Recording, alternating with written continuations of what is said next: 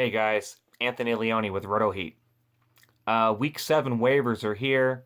I want to get to it right now, so let's rock and roll. Oh, keep in mind, I am filming this late Sunday, so the Sunday Night Football game is still going on, and obviously Monday Night Football hasn't happened yet. So just keep that in mind when you're watching this for any breaking news, injuries, things that would change this up a little bit. But the last couple of weeks where I've done this, nothing's been affected, so should be okay.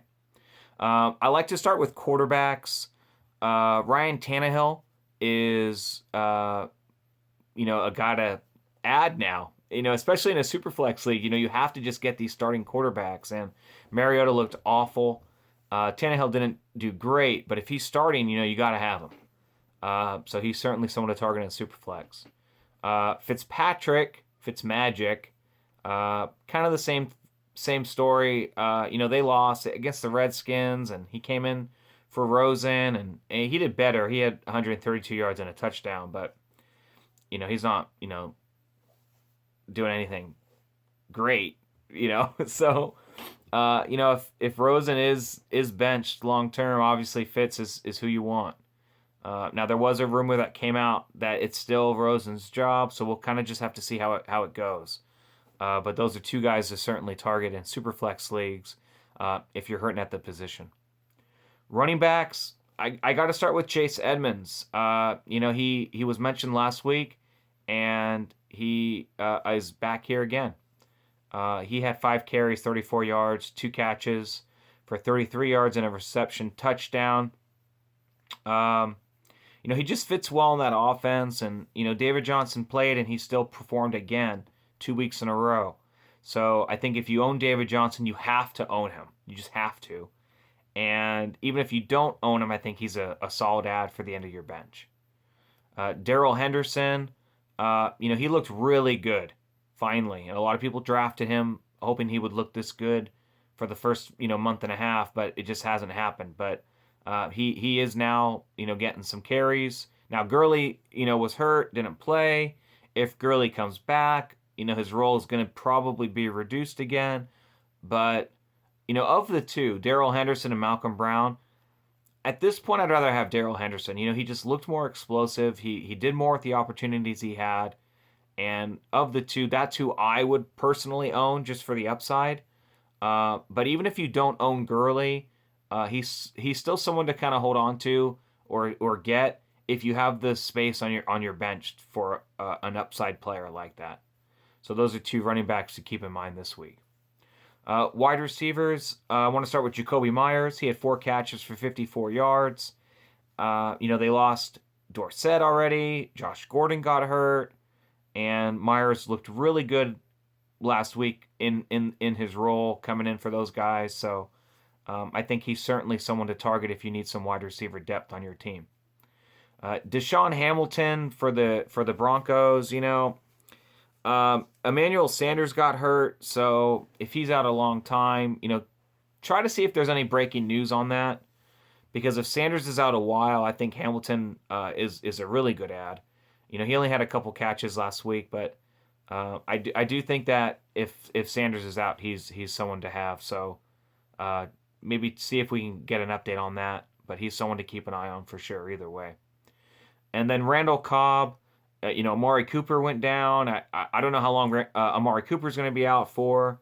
So I think Randall Cobb is a guy to own at the end of your bench if you have space. He didn't play this week too. Randall Cobb was hurt, so it's kind of hard to say. But Tavon Austin had a good game. So if Tavon Austin can have a good game, I don't see why Randall Cobb can't have it. Can't do good in that offense. So I think Myers, Hamilton, and Cobb are my 3 main targets this week for wide receivers in leagues. Tight end. Now, tight end's rough. Every week I say this. And now it looks like we lost Disley for the year, and he was one of the guys who I said to add weeks ago and was pulling through, but we're going to have to try to find the new Disley, okay? So let's come in, let's do this together.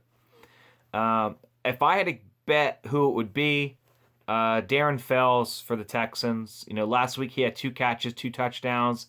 Wasn't sure if it was kind of fluky, so that's why I didn't include him on my video. But this week he comes back with 6 catches, 69 yards. So, that offense is humming right now. And I think he looks involved.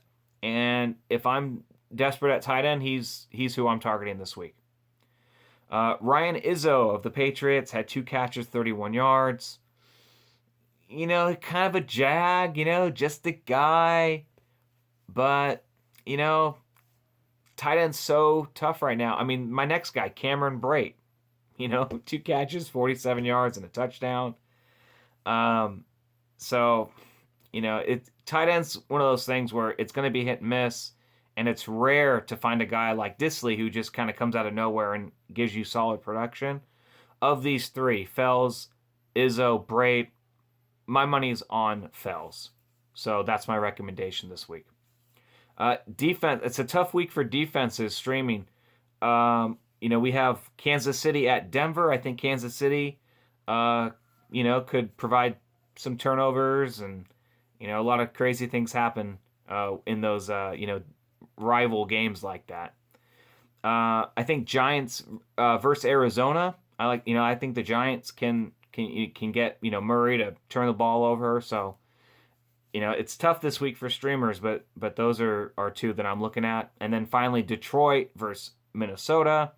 Minnesota came and had a nice game, but, Cousins isn't the best with the ball, I think is fair to say. So, I think Detroit, of who's available in most leagues, I think Kansas City, the Giants, and the Lions are your best bet. Now, there are a lot of good matchups this week, and there may be teams that are available on your waiver wires, like the Chargers come to mind. So just check. I know they had a bad game today, but just check the waiver wire, because you never know who's out there. And good luck. If you have any questions, hit us up. And again, like this video, subscribe, and hit the notification bell. Thanks, guys.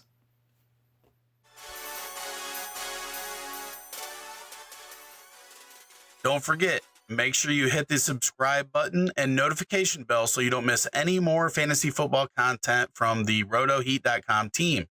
Also, right there, playlist. Hit it. Watch the videos. Do it. You want to. Do it.